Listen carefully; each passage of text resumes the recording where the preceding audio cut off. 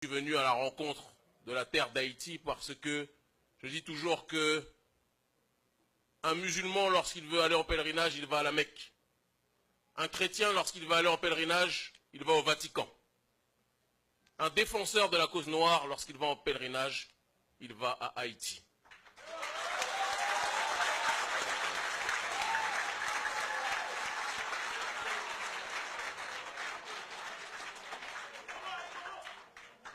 Haïti est diabolisé parce que Haïti est le symbole pour le peuple noir de la liberté.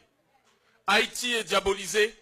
Haïti, on tente dans les médias de présenter cette nation comme une nation déstructurée, une nation pauvre, une nation qui ne vaut rien. Parce qu'en réalité, dans le regard du capitalisme, ils ne peuvent pas accepter que des Noirs leur aient mis la raclée au début de l'histoire d'Haïti.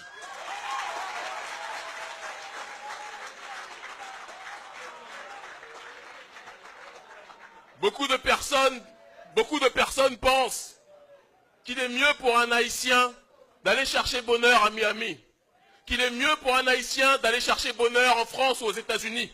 Mais je le dis que le paradis de l'homme noir se trouve sur la terre de Dessalines, de Boukman, d'Henri Christophe, de Félicité.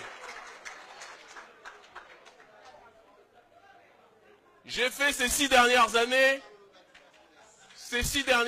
plus de 80 pays. Je n'ai jamais ressenti en termes d'émotion ce que je ressens en étant sur cette terre sainte qu'est la terre d'Haïti.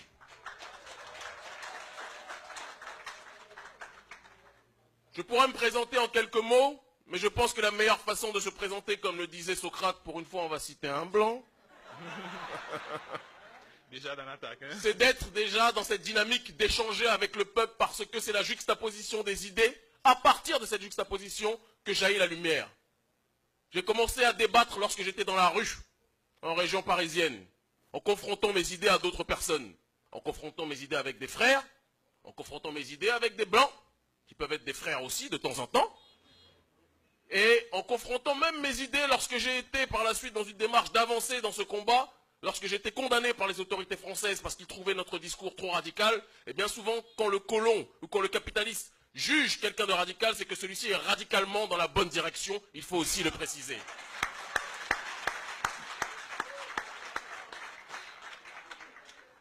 J'ai 34 ans, j'en aurai 35 si les ancêtres ne me rappellent pas d'ici le mois de décembre. On ne sait jamais. Peut-être des représentants de l'ambassade de France ici ont d'autres objectifs. Et je leur passe le bonjour aussi.